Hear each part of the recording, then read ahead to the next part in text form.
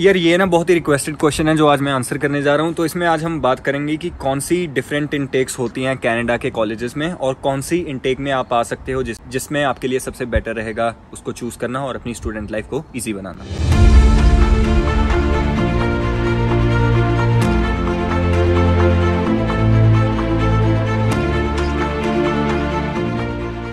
तीन इनटेक्स होती हैं, जनवरी, मई और अपनी सितंबर। सबसे पहले हम बात करते हैं जनवरी इनटेक की, ठीक है। साल के हिसाब से हम बात करेंगे कैसे वो प्रोग्रेस करती हैं। तो जनवरी इनटेक यार ये सेकंड मोस्ट पॉपुलर इनटेक है, ठीक है। इसमें क्या होता है कि ऑब्वियसली क्योंकि जनवरी में स्टार्ट होती है, आप अराउंड दिसंबर के एंड में आते हो या मिड ऑफ दिसंबर, अगेन आपको थोड़ा टाइम मिल जाएगा ट्रांजिशन करने में। सो अगर हम बात करें वेदर की, जनवरी में यार वेदर होता बहुत कोल्ड है, लाइक बर्फ वगैरह ऑलमोस्ट हर टाइम पे बर्फ पड़ी होती है। क्योंकि मैं भी जनवरी इनटेक में आया था, मेरे को पता है कितना मुश्किल होता है स्टार्टिंग में स्टूडेंट्स के लिए इतने कोल्ड वेदर में ट्रांजिशन करना। लाइक जब मैं आया था, मैं आया यहाँ पे अराउंड 27 दिसंबर, क्योंकि मेरी 7 जनवरी को क्लासेस स्टार्ट हो रही थी।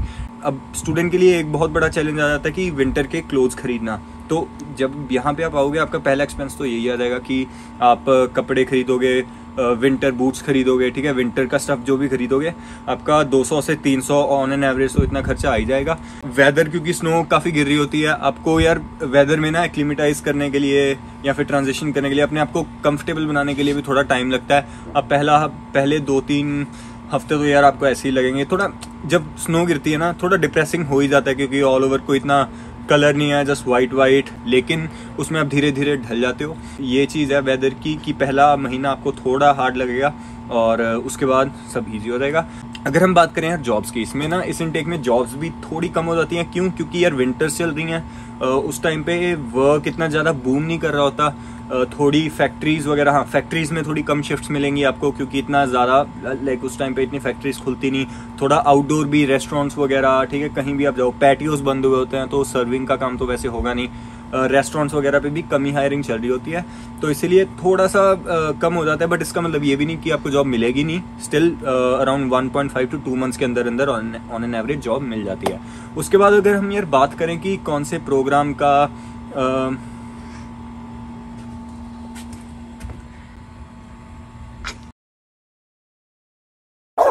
यार एक चीज़ बहुत अच्छी है यार, जनवरी में ना ऊबर ईट्स वगैरह ज़्यादा चलता है। आपको लाइक ऑब्वियसली अब आप स्टार्टिंग में आओगे तो तब तो आपके पास कार होगी नहीं, but still just to let you know Uber Eats वगैरह ज़्यादा चलता है। अगर आप टोरंटो के पास आ रहे हो ना, तो आप वॉकिंग ऊबर ईट्स भी कर सकते हो।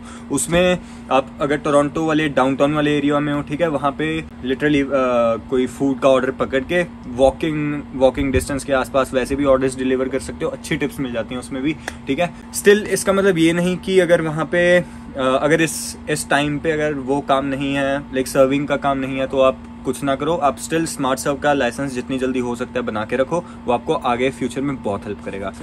इसके बाद यार हम बात कर लेते हैं कॉलेजेस के प्रोग्राम्स के बारे में।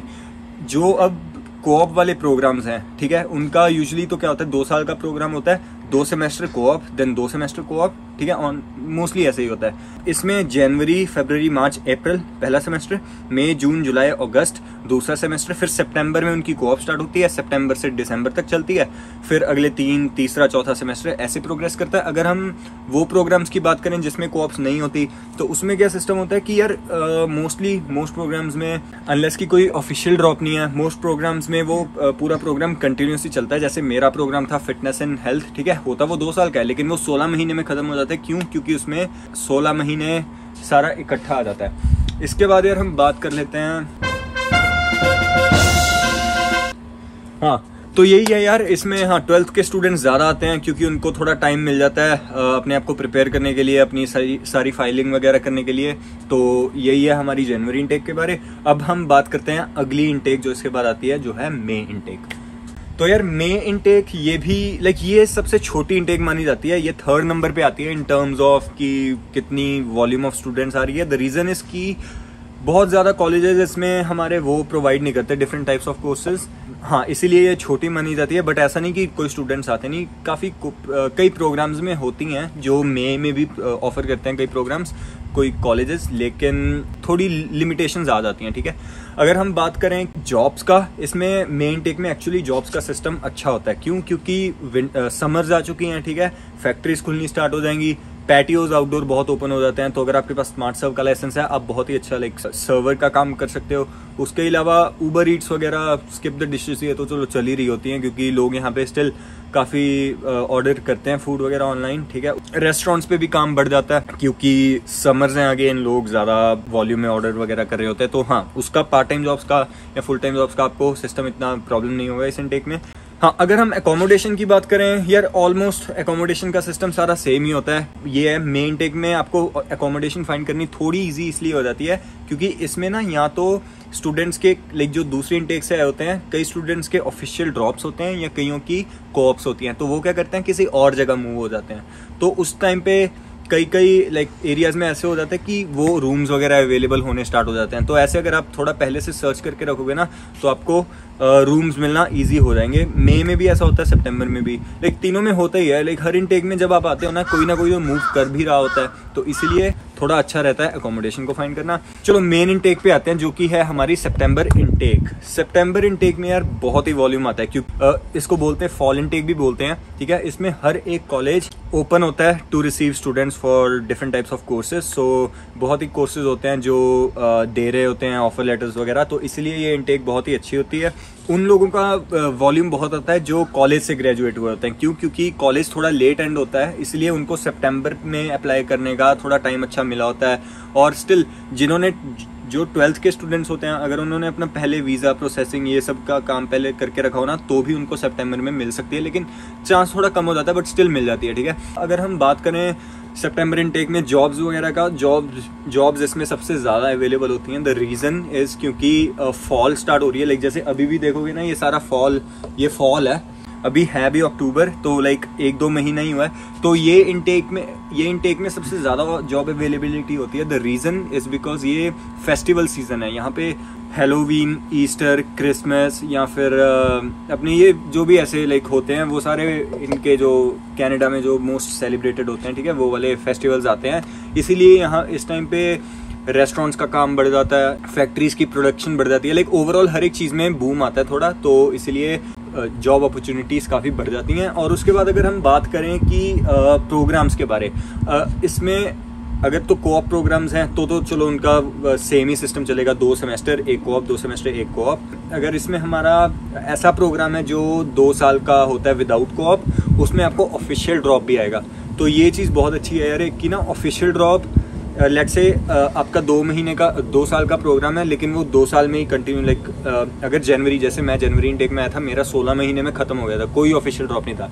लेकिन अगर आप सितंबर में आओगे ना, आपको ऑफिशियल ड्रॉप मिलेगा, जिसमें क्या होता है कि आप 2 सेमेस्टर पढ़ोगे, आपको एक ब्रेक आएगी जिसमें आप ऑफिशियली काम कर सकते हो। It doesn't have to be co-op, क्योंकि कोऑप तो होगी नहीं आपके प्रोग्राम में, तो आप उस 4 महीने ऑफिशियली काम कर सकते हो, जिसमें यार आप, और वो काम भी फुल टाइम होगा, तो आप जितना चाहे काम करो, ठीक है। 40 to 60 आवर्स काम करके आप बहुत पैसा जोड़ सकते हो, जो आपको आगे जाके कॉलेज की फ़ी पे करने में हेल्प करेगा। तो इसलिए ये वाली अपनी सितंबर इनटेक बहुत ही रिनाउंड है।